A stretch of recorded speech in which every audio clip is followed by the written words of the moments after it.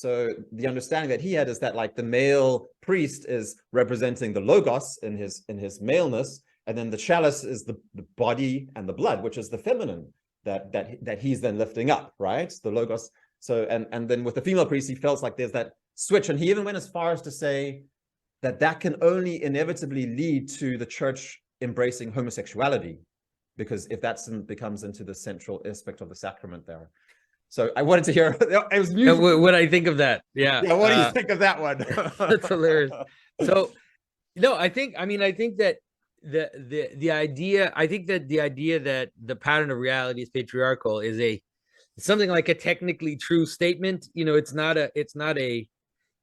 the idea that patterning is something which is seen as masculine. That's why the image of heaven and earth, or the Father in heaven, and then the earth below, this is the image that we have. And so the patterning of the seed, if you understand the seed as the pattern, it's a good way to see that, right? The seed comes from above and comes down below into the earth, and then the earth is that which gives body, like you said. And so the earth is the multiplying factor. And so you have on the one hand the pattern, and then you have the variation, and you need both. Without that, there's no world, right? You need both, something like the name, and then something like the possibility of that name of having body.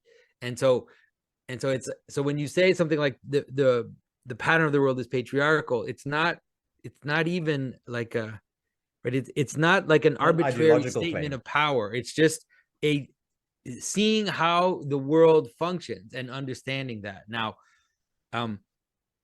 one of the interesting things about Christian patriarchy is that it resolves some of the issues that that problem has, which is that in a pyramidal system, right, in a system that has like the head above and the body below, you can see it tyrannically. Like you can see it just as the king or the emperor or the pharaoh wielding power on the people,